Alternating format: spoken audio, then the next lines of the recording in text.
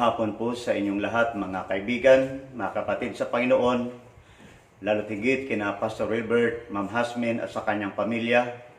Ito hong pinagpalang pagkakataon na meron tayo ngayong hapon upang ating pagsaluhan ang mga spiritual na bagay na lagi pong nagpapatibay ng ating pananampalataya, nagpapatibay ng ating kalooban upang tayo pa'y patuloy na mamuhay na may kapayapaan sa gitna po ng mga sitwasyon ng buhay na kinakailangan po nating laging harapin. Ngayong hapon po, nais ko pong mangusap sa simpleng tema po nagsasabi, Characteristics of a Good Follower. Napakahalaga ho ng isang follower na may tamang pag-uugali at tamang kaisipan at tamang paniniwala at tamang paraan kung paano niya gagawin ang mga bagay na dapat niyang gawin.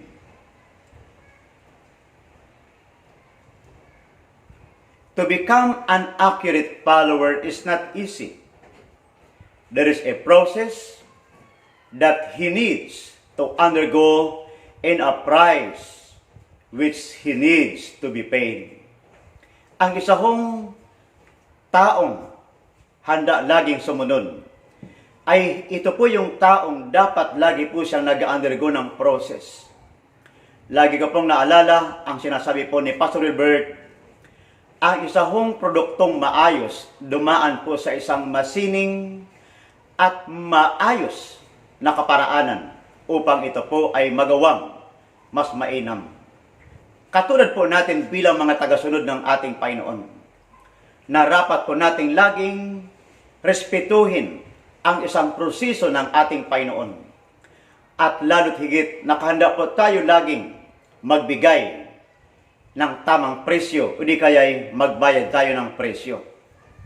It is necessary for each one of us to access the grace from heaven through somebody who is appointed by God to teach, train, and correct for us to become honorable servants of the Most High God. Totoo po na hindi natin pwedeng iwasan ang tinatawag na proseso.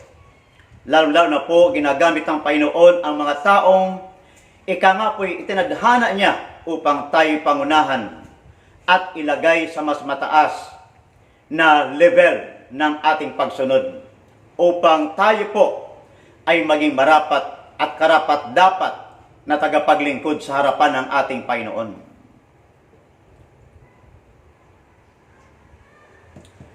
Una ho, na gusto ko pong ating bigyang pansin ngayong hapon, isa ho sa mga magagandang katangian na alam ko naman po na madalas na po natin itong halos marinig. Ngunit ngayong hapon, nais ko rin pong muling balikan po natin. Katulad po ng ating pag-uusapan, number 1, he is strongly connected to his leader. Bilang isang taong dapat sumusunod, matiyak niya po na siya ay laging may matibay na kaugnayan sa kanyang sinusundan o leader. Dahil bahagi po ito ng kanyang buhay bilang isang mabuting tagasunod ng ating Panginoon. Dapat sigurado niya na siya po ay totoong nakakonek ng matibay. Kasi po, tulad po ng binabanggit sa unang kronika, 11, talatang 1 hanggang 3. Then all Israel gathered to David at Hebron and said, Behold, we are your bone and your flesh. In times past, even when Saul was king, you were the one who led out and brought in Israel. And the Lord your God said to you, You shall shepherd my people Israel, and you shall be prince over my people Israel. So all the elders of Israel came to King at Hebron, and David made a covenant with them in Hebron before the Lord, and they anointed David king over Israel according to the word of the Lord through Samuel. Mga tao po na lumapit kay Haring David that time at sabi po nila, "Mahal na hari, kami ay buto ng iyong buto. Laman kami ng iyong laman." Hindi po nila sinabi, "Haring David, kayo ay laman ng aming laman at buto kayo ng aming mga buto." Malinaw po ang kanilang pagkakabigkas. Kasi nais po nilang patunayan na kailangan po nila sa kanilang buhay at pamilya ang isang leader na katulad po ni Haring David. Kaya gayon na lamang po ang kanilang pagsikhay, ika nga po, at pagpapahayag ng bukal sa kanilang kalooban na sabi po nila, "Ikaw ay buto o kami ay buto ng iyong buto at laman ng iyong laman." Isa ho ito sa mga pangungusap ng mga taong nakahandahong pumailalim, ika nga po, sa isang tao rin na gusto niyang pamunuan ang kanyang buhay o ang kanilang buhay. Kasi ho, ang hirap nating gawin na sundan po natin ang ating leader kung samantalang siya mismo ay hindi po natin kinikilala. Hindi lamang dahil tayo ay may koneksyon na tama, kundi ang pagkilala po natin ay dihama na mas mataas at mas mainam kisa sa level ng gusto natin mangyari. Katulad na lamang po na binabanggit po rito, God wants us to become the best pastors, leaders, and workers that we can be. But we must allow His hands to form us according to what He wants us to be. Magagawa po ng Lord na gawin tayong mabuting pastor, mabuting leader, mabuting miyembro, mabuting worker sa loob ng kaharian po ng ating Panginoon. Kung lagi po nating pahihintulutan ang kamay ng Diyos upang tayo po'y i-shape or i-mold ayon sa nais po ng ating Panginoon. Pero siyempre, gamit niya po lagi ay tao rin katulad natin na atin pong sinusundan at ating kinikilala na siya po ang leader ng ating buhay na ito. Saka lamang po mangyayari na lagi po tayong makakasunod ng mas tama. Ikalawa po, medyo mabilis tayo ng konti. Ikalawa pong katangian na ating pong pag-uusapan. Sabi po rito, He is able to stand firm in the truth in spite of challenge. Ang pagsunod po sa maalwang kalalagayan ay hindi mahirap. Ang pagsunod po na minsan ay hindi tayo masyadong napipressure ay madali pong gawin. Ang pagsunod po na kung minsan tayo ang may kagustuhan, hindi ho nakaka-pressure. Pero ang pagsunod po na totoo at nais ng ating Panginoon, ito po ay may tinatawag na challenge. May kaakibat na pagtatalaga ng ating mga sarili. Katulad na lamang po ng sinasabi ng unang Samuel 17:23 to 25, sabi po rito, as he was talking with them, behold, the champion, the Philistines from Gath named Goliath, was coming up from the army of the Philistines, and he spoke these same words. And David heard him. When all the men of Israel saw the man, they fled from him and were greatly afraid. The men of Israel said, have you seen this man who is coming up? Surely he is coming to defy Israel. And it will be that the king will enrich the man who kills him with great riches and will give him his daughter and make his father's house free in Israel. Nahaharap po the time ang Israel sa isang nakahihiyang kalalagayan. Alam naman po natin mga kapatid ko sa Panginoon ng Israel ay itinadhana ng Lord para gamitin ng Panginoon sa isang makabuluhan, sa isang makulay na kaparaanan upang laging mabigyan ng karangalan at kaluwalhatian ang ating Panginoon. Pero this time, wala pong magawa ang bansang Israel. Maging ang kanilang leader na si King Saul ay wala rin pong magawa.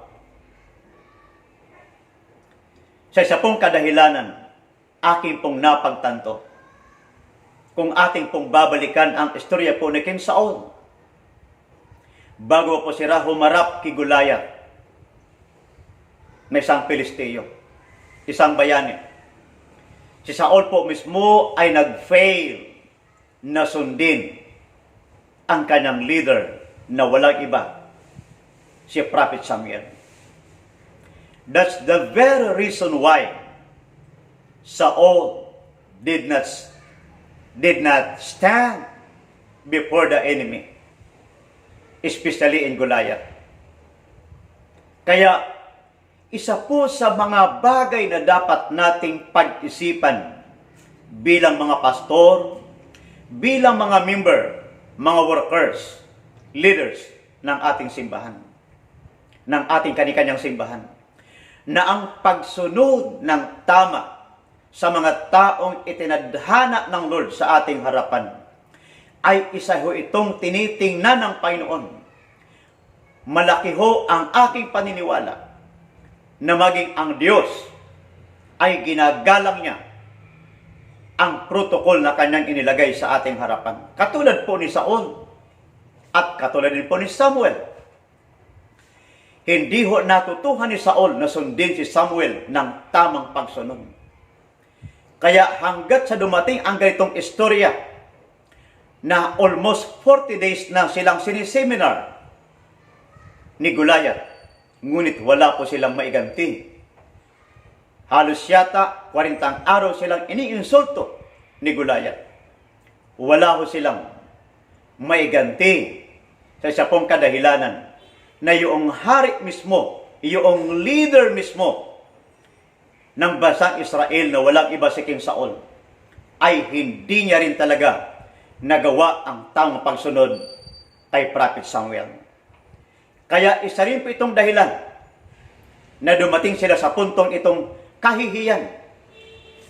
Alam niyo po, mga kaibigan, mga kapatid, kapag kapalaho tayo mismo ay hindi tayo natutong sumunod ng tama sa mga taong inilagay ng Lord sa ating harapan upang ating sundan, may mga pagkakataon na tayo'y haharap sa isang sitwasyon. Nang sitwasyon pong iyon ay katulad po ni Saul na halos wala tayong magawa. Ngunit salamat sa isang pagkakataon po na isa ring binatilyong si David ay inutusan ng kanyang magulang. Bagamat magulang si Jesse, siyempre bilang magulang, nais niyang alamin ang kadalagayan ng kanyang mga anak na sundalo po ng bayang Israel that time. Kaya ang sabi niya kay David, David, pumunta ka sa inyong mga kapatid at tingnan mo sila kung ano ang kanilang kadalagayan. Dahilan po rito, nasaksihan po ni David ang kadalagayan po ng Israel na nasa matinding kahihiyan na halos walang magawa ang buong Israel. Ngunit, dahil po kay David na pagsunod sa kanyang magulang, siya po ang ginamit ng Panginoon upang ipakita ang totoong pagsunod at resulta, ika nga po, ng totoong pagsunod sa kalooban ng Panginoon. Kasi kung mapapansin niyo po sa karugtong po ng talata, can you imagine that? Si David po ay hindi sundalo. Si David po ay hindi nag-training katulad ng marami na kanyang makapatid. Sapagkat ang buhay niya po ay isa lamang na pastol na mga tupa ng kanyang magulang. Pero mapapansin po natin, siya pa po mismo ang nag-encourage kay Saul. Siya pa mismo ang nagbigay ng lakas ng loob kay Haring Saul. Yet sabi niya, "Let no man's heart fail because of him. Thy servant will go and fight with his Philistine." Sabi niya, "Ako na lamang po, mahal na hari, ang lalaban sa Pilistiyong ito." Kasi para po kay David ay hindi niya maaatim sa kanyang puso na mayroon taong umaalipusta sa kanyang taong sinusundan, lalo't higit sa ating Panginoon. Hindi niya ho naatim na mapakinggan ang pang-insulto ng taong ito na si Goliath sa bansang Israel na pinangungunahan ni Haring Saul. Siyempre, kapag ka iniinsulto ho ang Israel, isa lang po ang ibig sabihin para kay David. Iniinsulto niya rin ang leader ng Israel. Kaya gano'n na lamang po ang kanyang pagpursige at pagpunyagi na ipaglaban ang Israel. Bilang po tagasunod, mahalaga pong katangian na tayo po ay nakahanda na laging humakbang na umaayon sa kalooban ng ating Panginoon. Na kung tutusin po, maaring sabihin ni David na wala naman siyang pakialam. Una, hindi naman siya sundalo. Pero ang ayaw niya lang pong marinig, ang iniinsulto ang bayang Israel, lalo't higit nakataya ang pangalan ng ating Panginoon. A good follower must be willing to lose his own identity by following the servant of God, to form in him the image of Jesus Christ, because this is the only way for him to become like him. Ang pagsunod po natin sa ating mga leader ay isang patunay that we are willing to lose our own identity. Kasi tingnan niyo po, maging ang Panginoong Hesukristo, mababasa po natin sa kanyang mga sinasabi. Sabi niya, "Naparito ako, hindi saga ng aking sarili. Ang ginagawa ko ay yung pinagagawa ng nagsugo sa akin. Ang aking sinasabi ay yung narinig ko sa nagsugo sa akin." Ito ho ay indication na even Jesus Christ ay binigyan po tayo ng pattern in terms of ika-nga-po'y pagsunod ng tama sa nakatataas po sa atin. Tayo po mga pastor, madalas po tayong may demand o di kay nagdidemand tayo sa mga taong sumusunod sa atin. Kanya nga lamang po ang napakagandang tanong, sino naman po ang nagdidiman sa atin upang ating sundan? Madali ho ang manguna, ika nga po, lalo kung alam mo na ikaw ay tinawag talaga ng Lord upang manguna. Pero ang simple pong katanungan, sino rin po ba ang nangunguna sa atin? Sa atin pong mga magulang, mga kapatid sa Panginoon, gusto po natin na sundan tayo lagi ng ating mga anak. Pero tayo po, simpleng tanong, sino rin ba ang ating sinusundan? Di po ba tama lamang na una, tiyakin natin bilang mga magulang na tayo po ay laging may tamang taong sinusundan, at nang sa panahon na tayo po ay humihingi ng pagsunod mula sa ating mga anak, tayo naman po ay may malinaw na isipan at karapat-dapat tayong sundan. Why? Dahil tayo po'y marunong din sumunod. Yun po ang dahilan, mga kaibigan, mga kapatid sa Panginoon, kung bakit tayo may mga pastor na itinalaga ng Lord sa buhay nating ito, upang ating mabigyang pansin ang totoo na kahulugan ng ating buhay bilang mga mananampalataya. Na tayo po mismo ay laging nasa tamang landas na umaayon sa kalooban ng ating Panginoon. So kung ikaw ay isang tagasunod, ikaw ay nakahanda na pormahin si Kristo sa iyong buhay gamit, siyempre, ng ating Panginoon. Ang tao ring katulad mo na kinikilala mong leader or nangunguna sa iyong buhay. Genesis 39, 1-12. Now Joseph had been taken down to Egypt, and Potiphar, an Egyptian officer of Pharaoh, the captain of the bodyguard, brought him from the Ishmaelites, who had taken him down there. The Lord was with Joseph, so he became a successful man, and he was in the house of his master, the Egyptian. Now his master saw that the Lord was with him, and how the Lord caused all that he did to prosper in his hand.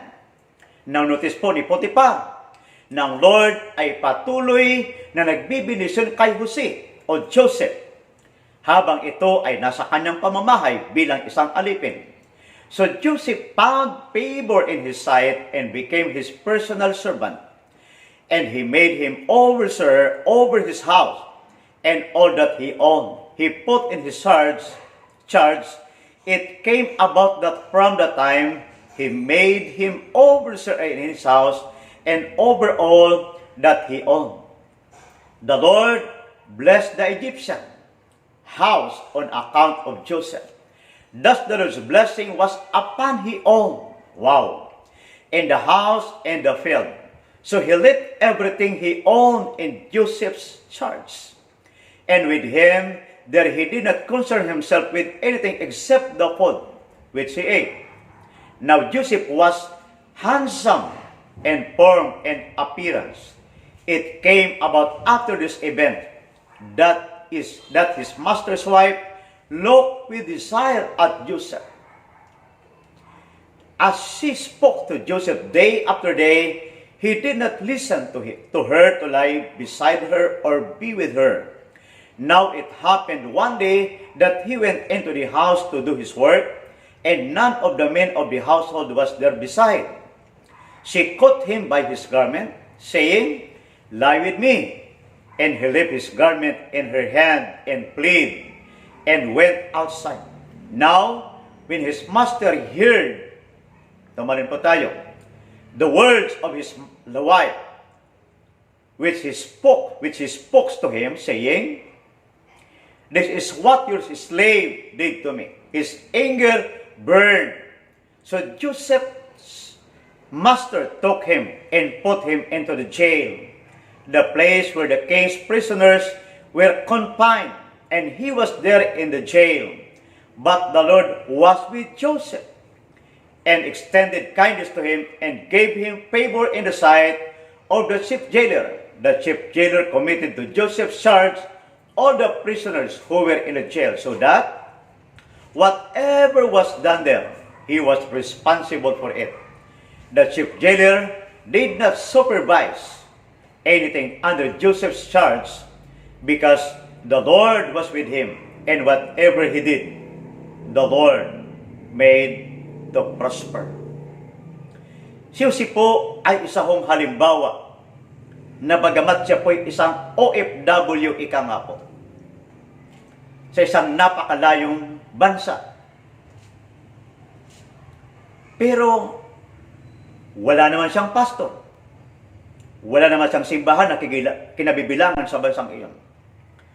At ang maganda ho rito, mga kaibigan, Joseph stand firm in the truth, despite of many challenges in his life. Lalo-lalo na po yung araw-araw siyang gustong tuksohin ng asawa po ng kanyang amo. Na kung titingnan po natin, maaring si Joseph, hindi lang maaari, kundi talagang siya po ay pressure sa isa pong kadahilanan na hindi niya po kayang gawin ang ganyang mga bagay. Mga kaibigan, ang isang tao na may sinusundan, kaya niya pong ipagtanggol ang kanyang sarili.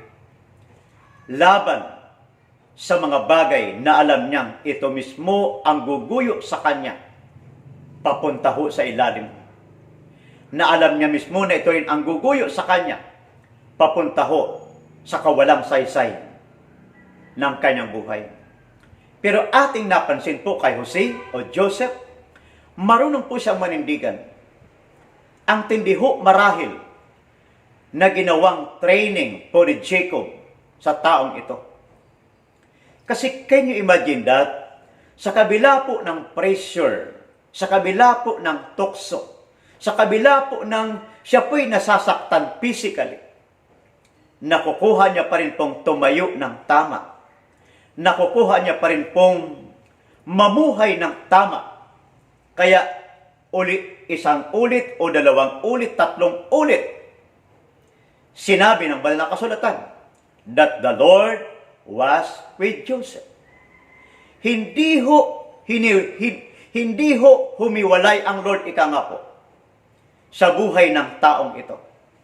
Mga kaibigan, habang po tayo ay sumusunod sa kalooban ng ating Panginoon, tama yung ating paraan ng pagsunod.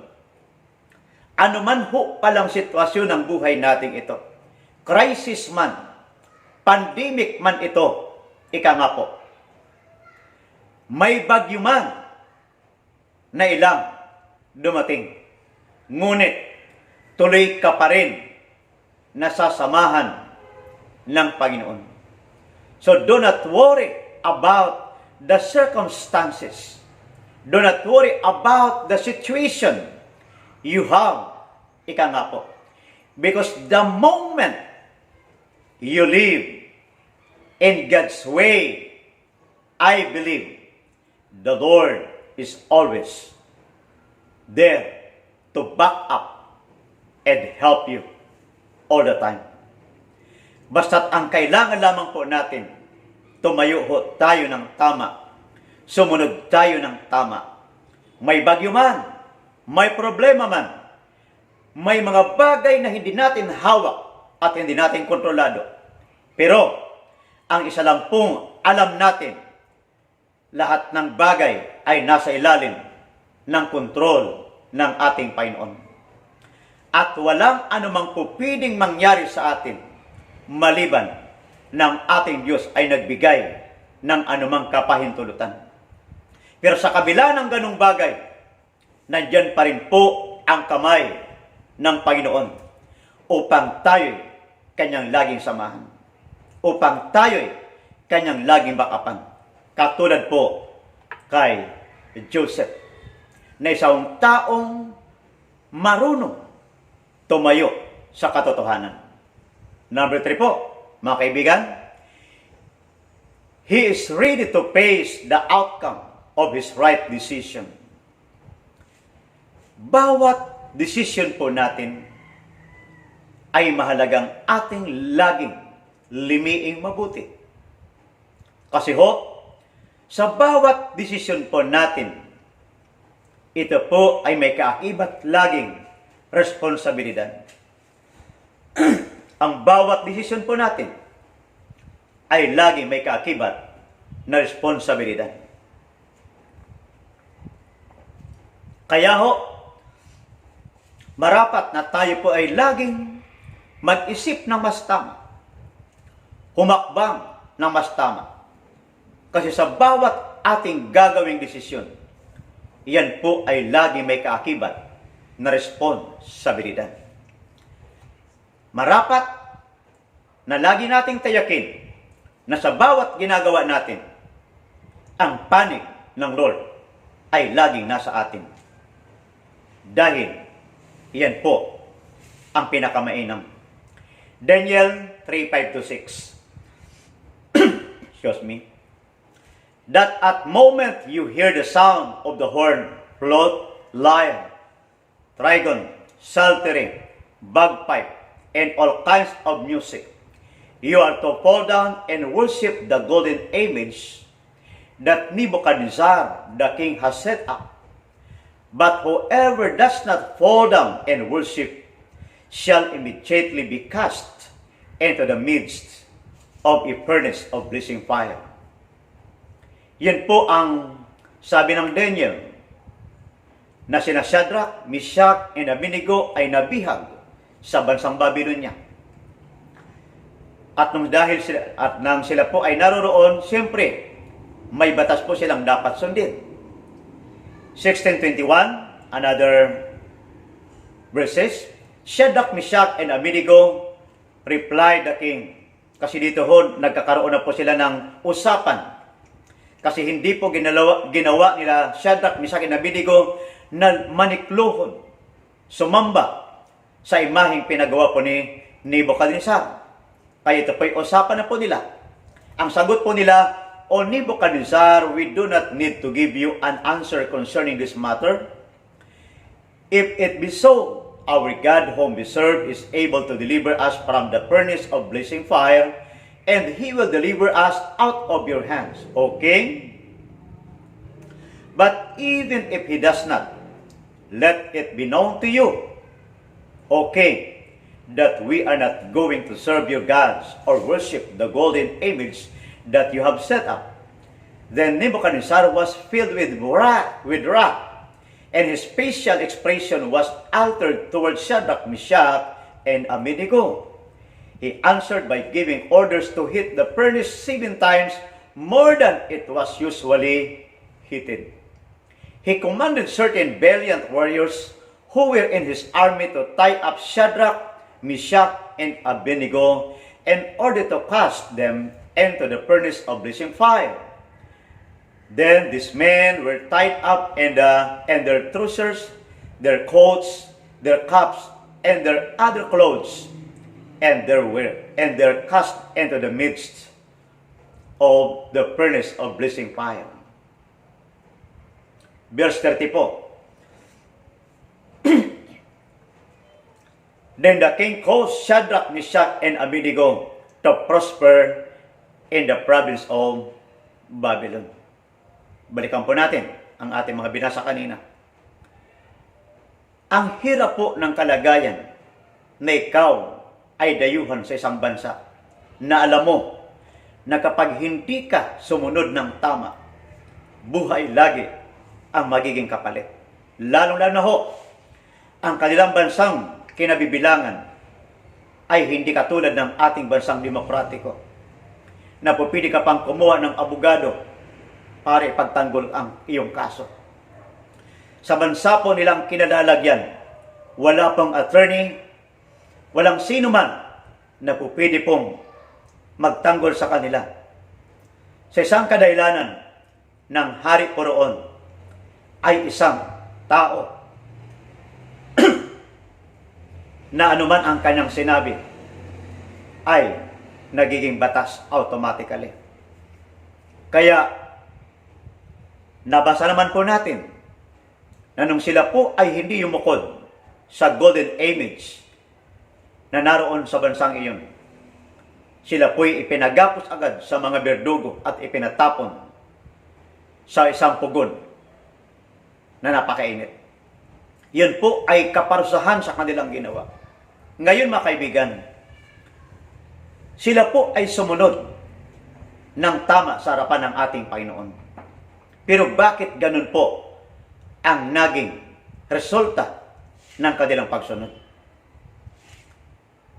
Kasi ho, kung titinan po natin, kung siguro po mahina ang kanilang pananampalataya, baka ho, una pa silang lumuhod sa golden image. Baka ho sila pa ang nauuna, dahil una, sila po ay kilala na sa bansang iyon. Sila po ay tinitingala ng mga karaniwang mga tao sa bansang iyon.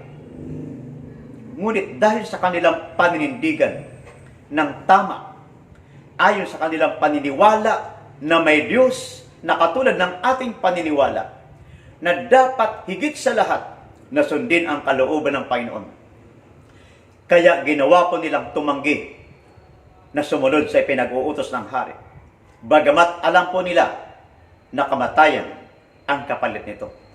Mga kaibigan, mga kapatid sa Panginoon, ang ating pagsunod po, may mga sitwasyon na ito po ay sinusubok sa tamang panahon.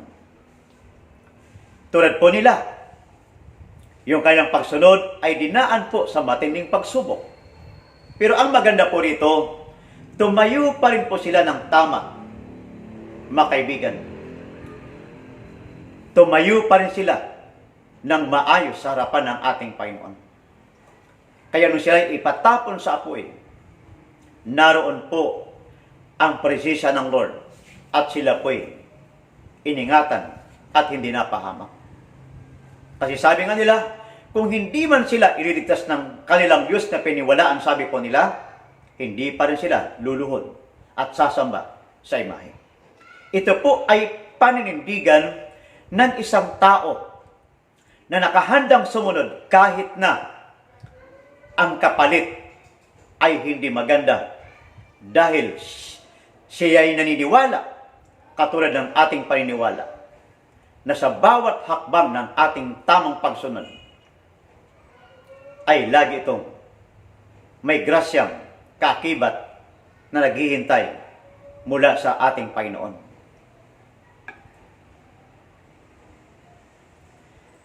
It is better to receive the sweet reward of obedience than to receive the bitter consequence of disobedience. Mas mainam po na sundin natin lagi ang tama dahil ito ay laging may kaakibat na magandang resulta.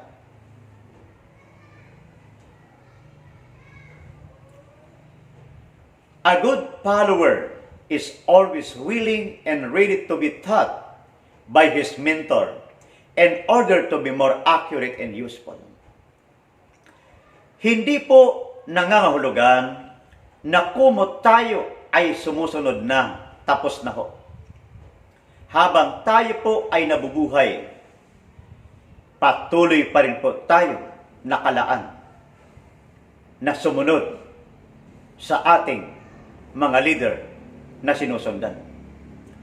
Naalala ko ho si Pastor Wilbert Nagutoro. Sabi niya, kapag ikaw yung tao na marunong sumunod, ikaw rin yung tao na hindi mo basta-basta iiwan kahit anuman ang mangyari.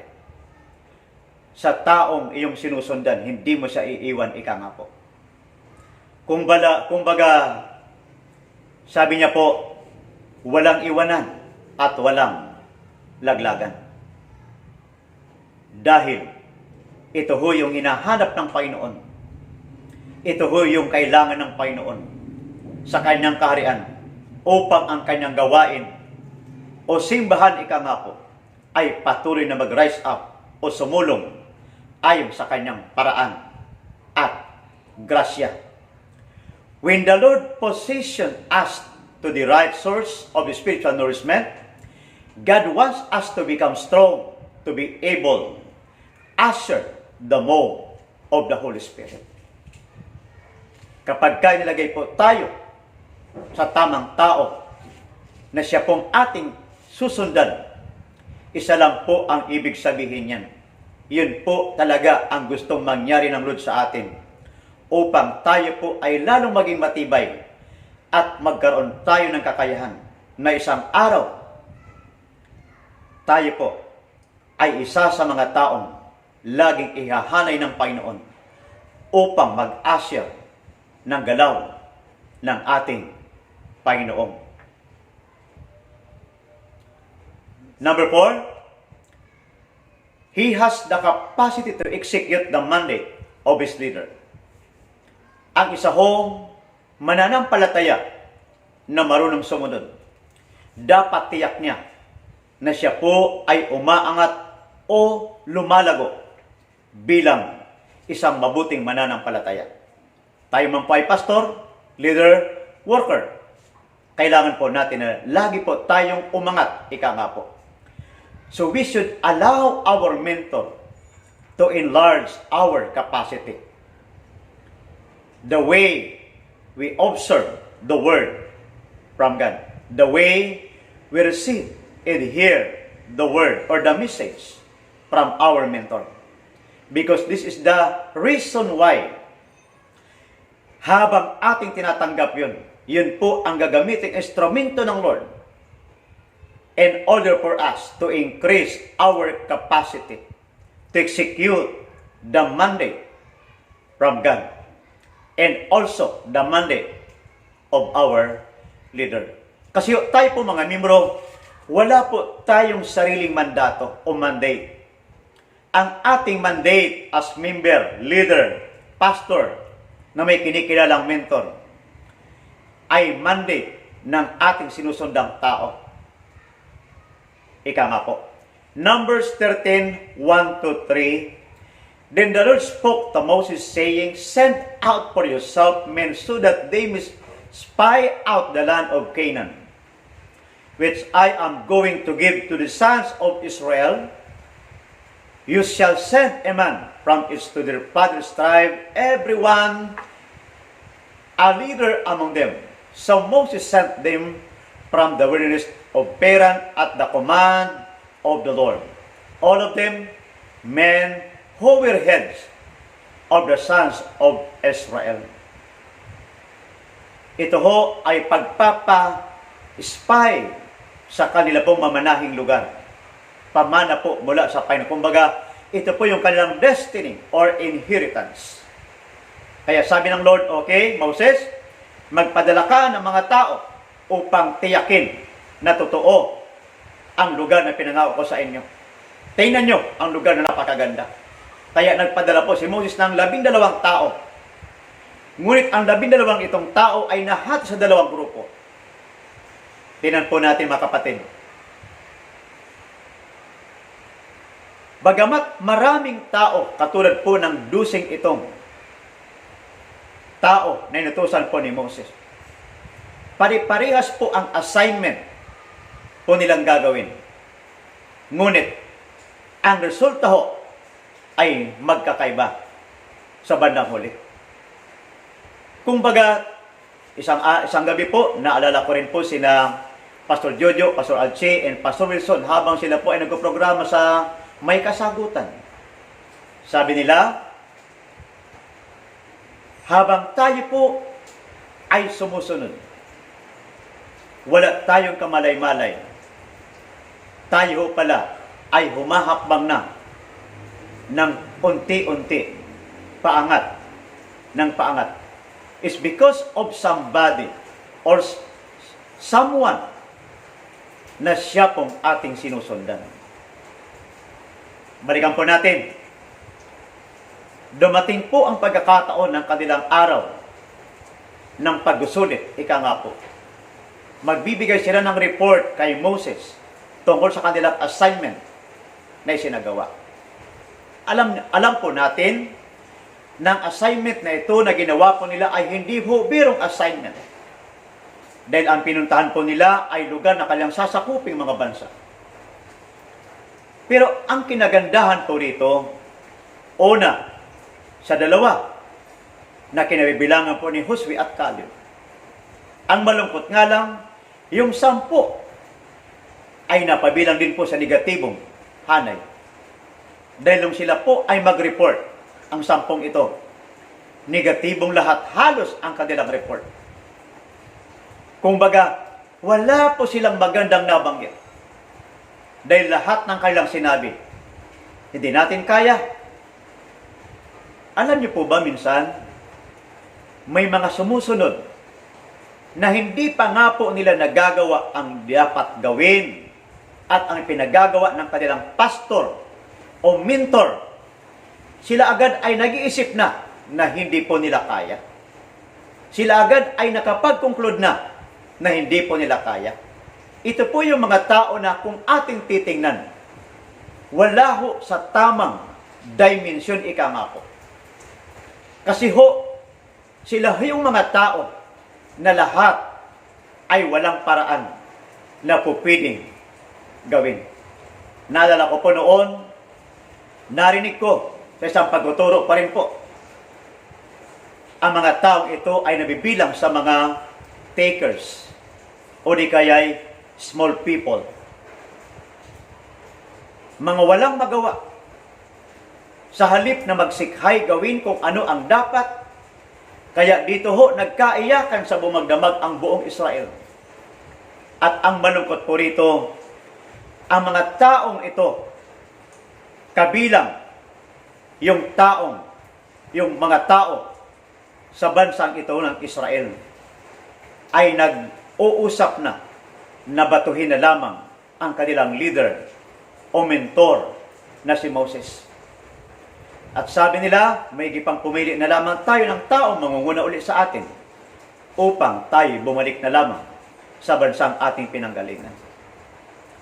Pero ang maganda ho rito sa dalawa, si Josue at saka si Caleb, marunong ho sila. Bagamat alam po naman talaga nila na ang mga bansang kanilang sasakupin ay hindi ho mga basta-basta.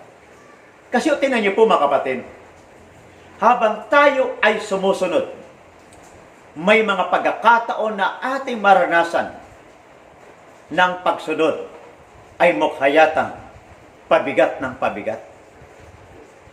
Kumbaga, may presyo talaga. May pressure at the same time. Pero dahil po sa ginawa po ng dalawang ito, sabi po nila sa verse 30, especially Caleb, then Caleb quieted the people before Moses and said, we should by all means go up and take possession of it, for we will surely overcome it. Ganito ho kataas ang paniniwala at pananampalataya ni Caleb at Josue, na bagamat may mga mahihirap na sitwasyon, pero anila, kaya natin ito. Dahil siyempre, sa Diyos na makapangyarihan sa lahat. Sa Diyos na laging nagpapala sa atin. Kaya sabi po ng Numbers 14:30, surely you shall not come into the land in which I swore to settle you. Ito na ho yung judge ng ating Panginoon.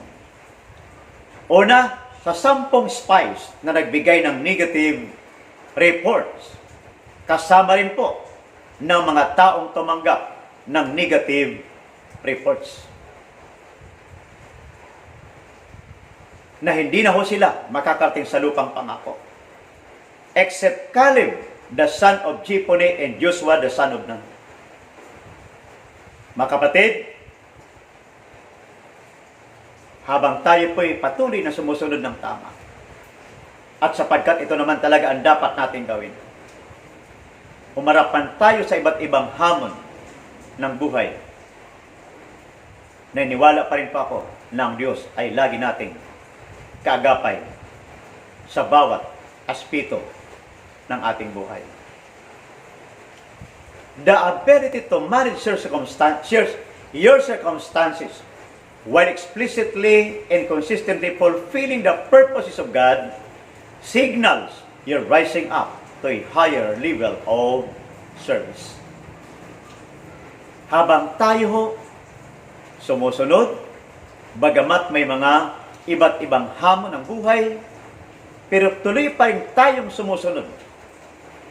Madali pa rin tayong sumunod. Tuloy-tuloy pa rin po. Ito ho ang isa sa mga tinitingnan ng ating Panginoon, na ikaw, ako, tayong lahat ay makakaranas ng another level sa buhay pong ito. Naniniwala ho ako na hindi lamang ho ito kumakatawan sa mga bagay na spiritual. Sa halip, sa lahat po ng ating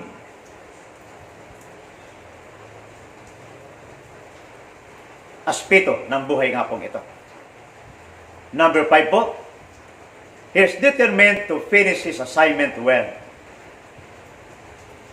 Maganda rin po itong katangian, na kapag ka ikaw ay binigyan ng assignment ng iyong pastor, if you are a member, kung ikaw naman ay pastor, binigyan ka ng assignment ng leader na kinikilala mo,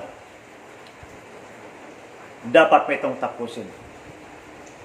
Hindi dahil sa gusto mo na paraan, kundi dahil sa iyon ang paraan ng leader na nangunguna sa iyo.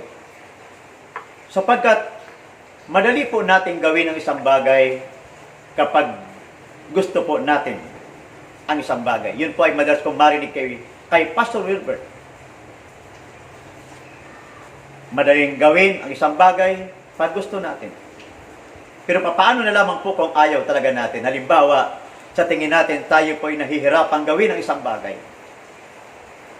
Gayon pa man, hindi pa rin tayo ang mag-determine. Dahil may taong dapat siya mismo ang magbibigay sa atin ng tamang kategorya sa pagsunod. Exodus 17:8 to 13. Then the Amaleks came and fought against Israel at Rephidim. So Moses said to Joshua, "Choose men for us and go out, fight against Amalek. Tomorrow I will station myself on the top of the hill with the staff of God in my hand." Joshua did as Moses told him and fought against the Amalek, and Moses, Aaron, and Hur went up to the top of the hill. So it came about when Moses held his hand up that Israel prevailed, and when he let his hand down, Amalek prevailed. But Moses' hands were heavy. Then they took a stone and put it under him, and he sat on it. And Aaron and Hur support his hand, one on one side and one on the other. Thus his hands were steady until the sunset. So Joshua overwhelmed Amalek and his people with the edge of the sword. Sabi ni Moses, "Josue, pumili ka ng mga taong mga kasama mo upang labanan nyo ang bansang ito. Amalekites people, ika nga po." At kaya niya nga naman, nung yun po ay marinig po ni Josue, agad-agad po siyang humakbang at sumunod kay Moses. Pero alam po natin na maaring kay Josue, alam niya rin po, at totoo naman talagang alam niya, na sa anumang digmaan ay hindi po naiiwasan ang kaswalti. Tama po, mga kapatid. Anumang digmaan, lagi pong may kaswalti. Kaya nga po, naalala ko ulit, bago tayo magpatuloy, si Pastor Wilbert sabi niya, kapag ang mga leaders ng simbahan ay lumalaban sa pastor, ang kaswalti ho ay hindi ho mga leaders at hindi ho ang pastor, kundi ang mga simpleng miyembro ng simbahan ang nagiging kawawa dahil sila ho ang magiging kaswalti ng anumang away. Kaya ating pansinin po natin ang istorya pong ito ng pakipaglaban po ni Josue. Alinsunod sa utos po ni Moses. Alam po ni Josue na maaring ikapahamak niya yun. Alam niya rin po na maaring ikamatayon ng maraming tao na mga sundalong kanyang kasama. Gayon pa man, sumunod pa rin ng buong puso ang taong ito na walang iba si Josue. Dahil alam niya ang kahulugan ng isang follower. Ay wala pong sariling desisyon and terms sa paglilingkod, ika nga po. Kung ako ho ay isang follower, nararapat laging ang nangunguna sa akin ay ang taong aking sinusundan. Dahil yun po ang tama at patunay. Kung ikaw ay miyembro, leader ng simbahan, lagi mong dapat isipin na sa anumang salita, sa anumang utos ng iyong pastor, huwag mo dapat itong babaliwalain. Dahil alam niyo ba, ito po ay laging tinitingnan ng ating Panginoon. Kaya lagi nating isiping mabuti na sa anumang ating hakbang na gagawin, ito po ay lagi may kinalaman sa totoong ating assignment. the more you become useful in advancing the kingdom of God, the more you become faithful, grateful, teachable, and honorable to your primary source. Dapat ganun po tayo bilang mabuti mga tagasunod.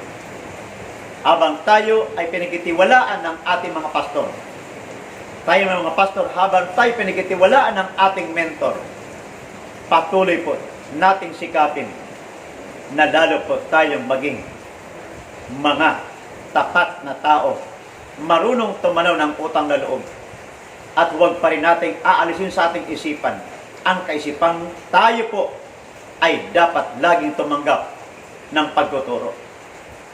Dahil habang tayo po'y tumatanggap ng pagtuturo, magiging maganda ho ang ating laging kalalabasan.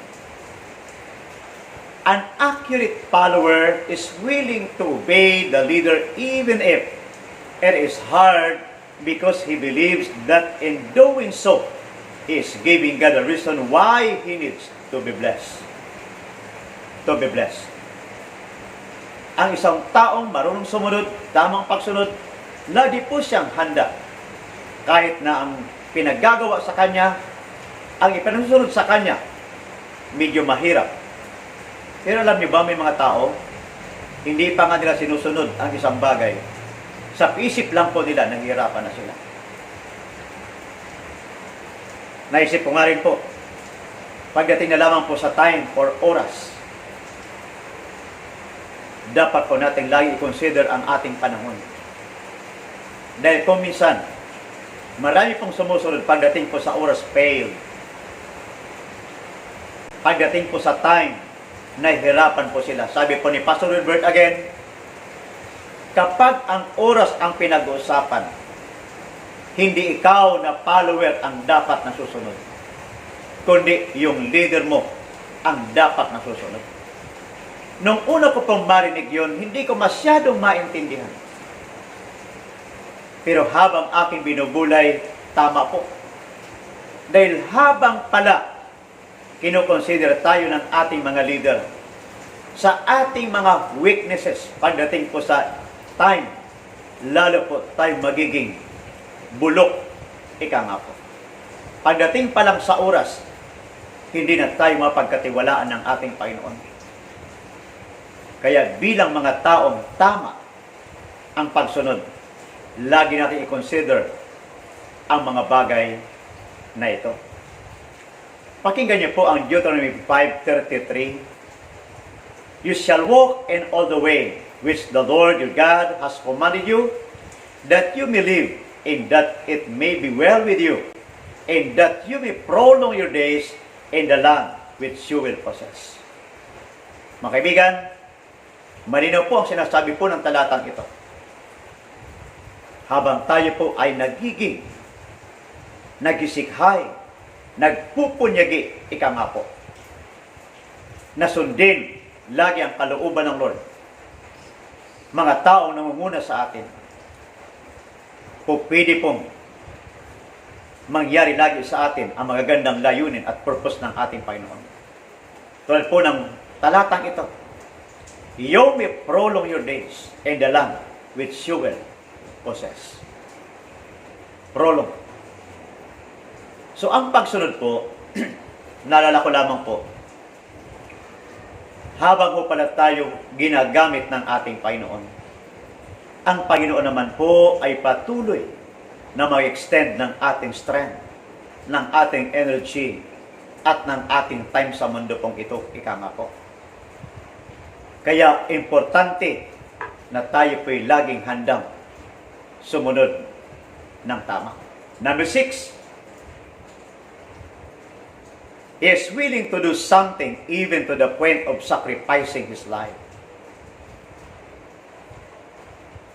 Kung ikaw po ang nataon na tagasunod, ikaw talaga ang dapat lagi nakahandang magsakripisyo ng ilang ng mga bagay in order for you to prove to your leader that you are a good follower. Kasi ho, mahalagang ating laging maisip na ang word na sakripisyo ay kailangan talaga nating laging bigyan ng pansin. Naalala ko po ang Panginoon sa Mateo 26, versikulo 39. Sabi niya, hindi ang kalooban ko, Ama, kundi ang iyong kalooban. Si Jesus man po ay nag-iwan sa atin ng malinaw na pattern in terms of obedience, in terms of following a leader,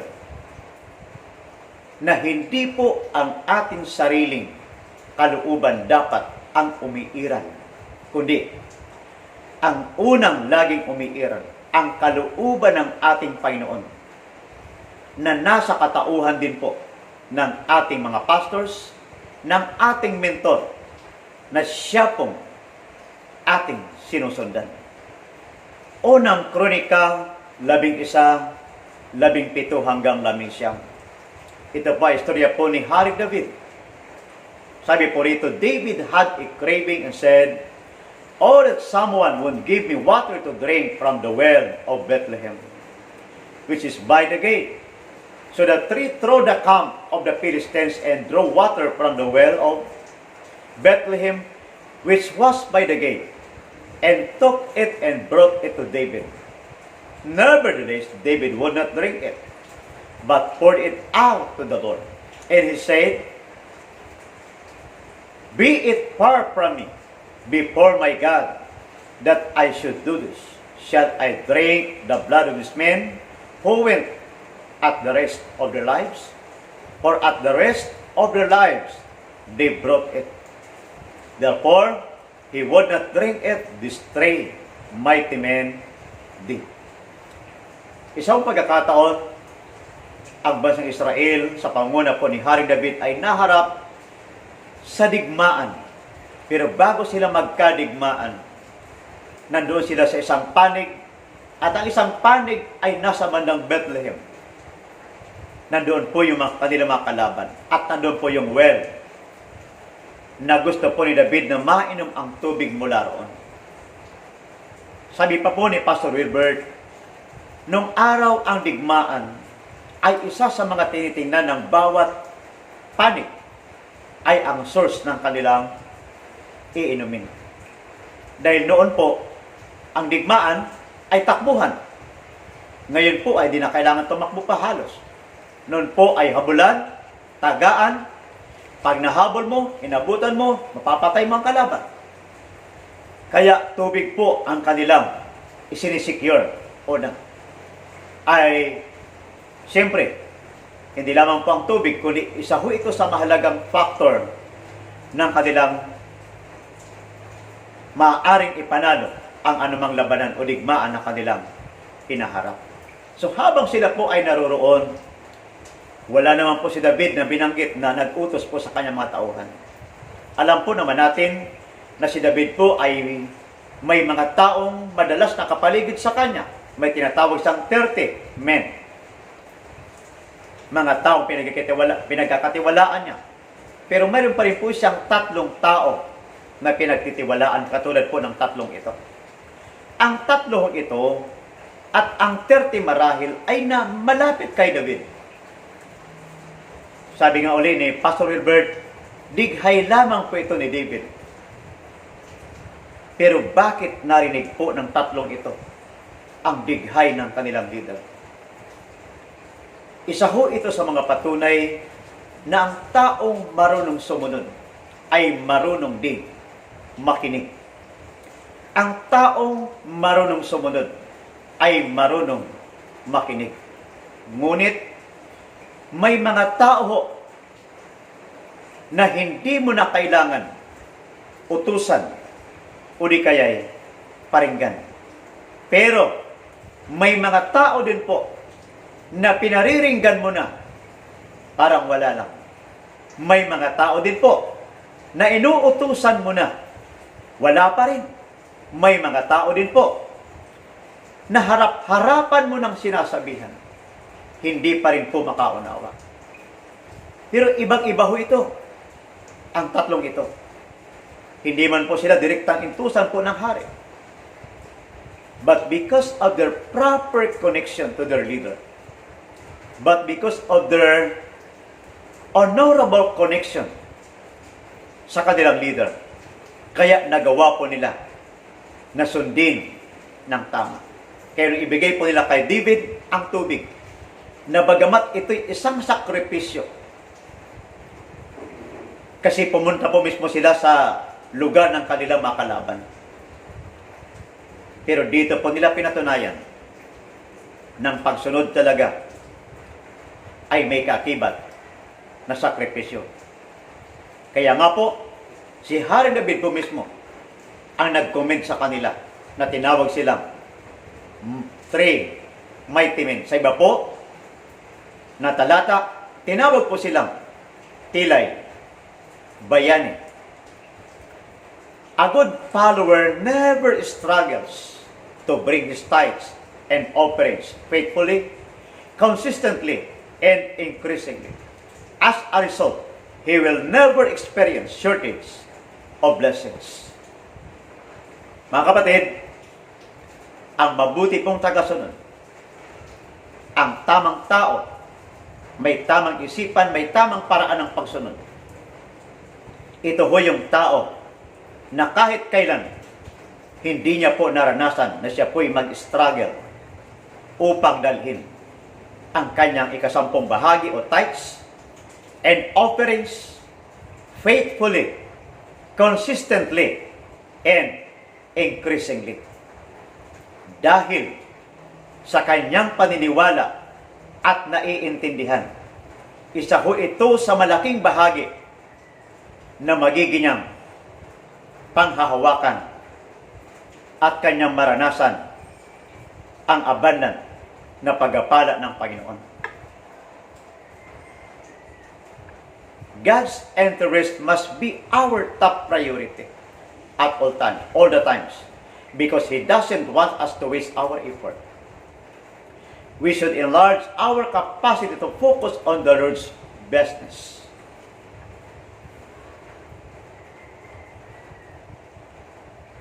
God is interested to form Christ's character in us. Explicit and consistent obedience should not be a struggle for us, so that favor from an open heaven will easily come abundantly all the time. Amen. A good follower is like the useful gutter. Put in the proper place. When the rain pours, it is able to receive, contain, and it easily releases the water because there is no clog and no contamination. Ang isa hong taong marunong sumunod, tama ang pagsunod, siya po ay walang ka-struggle sa bawat himaymay halos ng kanyang buhay. Katulad po siya ng gutter. Habang siya po ay nag-a-accumulate, tumatanggap ng bulyum-bulyum na tubig, halimbawa, kaya niya po itong tanggapin, kaya niya itong i-contain. Ito man po ay rebuke, ito man po ay correction, ito man po ay discipline, kaya niya pong i-contain, kaya niyang tanggapin, At katulad po ng gutter, maluwag niya po itong i-release. Dahil wala po siyang clog, wala pong bara, ika nga po. Ibig sabihin, yung relationship natin sa ating mga pastor, dapat tiyak natin na walang barado ang ating kaugnayan. And then, upang maiwasan natin ang tinatawag na contamination. Dahil pa nagkataon po na may contamination, hindi po ito makakatulong po sa atin. So gayon po mga kaibigan, mga kapatid sa Panginoon, mahalaga ho ang tamang pagsunod. Dahil hanggang po ngayon, ang Panginoon po ay lagi pong naghihintay ng ating tamang desisyon sa kung papaano tayo susunod sa ating mga pastors, mga membro, sa ating mga leaders na ilagay sa harapan ng ating Panginoon. Kasi dito ho tayo laging hinuhubog ng ating dakilang Ama. Ngayong hapon po, ang Diyos ang patuloy na magpala sa bawat isa po sa atin. Maraming salamat po again kay Pastor Wilbert, kay Ma'am Hasmin, at sa lahat po ng family po ng SCP. Ang Diyos po ang patuloy na magpala sa ating lahat. Magandang hapon po. God bless us all. Amen. Were you blessed with the message today? If so, please like, subscribe, and hit the bell button below for updates. Thank you for watching and see you next streaming.